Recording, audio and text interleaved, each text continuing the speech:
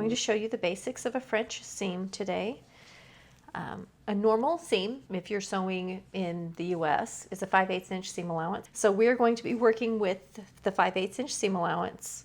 Normally when you sew a seam, you put your right sides together, so pretty sides together, and you sew your seam. When you do a French seam, you actually start with wrong sides together. So you're putting wrong sides together because this is a self-enclosed seam, which means that we are going to enclose it in the seam. The seam will enclose the raw edge. So we have wrong sides together, and we are going to sew not 5/8 of an inch, but 1/4 of an inch. So I'm going to set my machine up for a straight stitch. This is my 1/4 inch foot, so I've got my fabric on the edge of that 1/4 inch, and we're just going to sew down. I'm sewing in thread that you can see. Normally you match your thread perfectly. I'm not doing that to make it easier for you to see. I'm just doing a sample. You can see this is a sample size.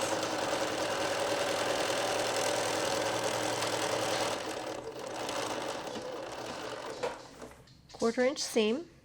All right. So then what you do is you go to your iron and you press this. So I'm going to go to the iron right now. I'm going to take you with me.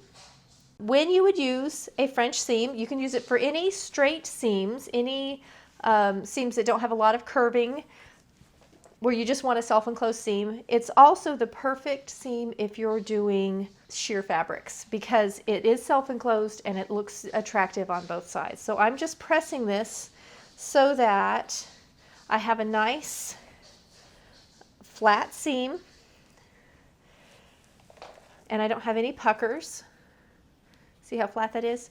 And now that I've done that, I'm going to flip it over and press again so that I'm pressing right on that seam edge. You may not iron a lot, but when you sew, pressing is everything. It makes everything turn out better. So there it is, pressed. And now I'm going to go back and stitch down 3/8 of an inch. 1/4 of an inch plus 3/8 of an inch makes 5/8 of an inch. Okay, we're back at the sewing machine, and now instead of sewing at the 1/4 inch line, we're going to sew at the 3/8 inch. And when you move over to the 3/8 inch, what that does is it completely encloses this little seam inside here, this little bit of raw edge, so that you'll have a beautiful seam on both sides, self-enclosed. Now you have to make sure that your first pass is 1/4 inch and your second is this 3/8. All right. Give it a haircut.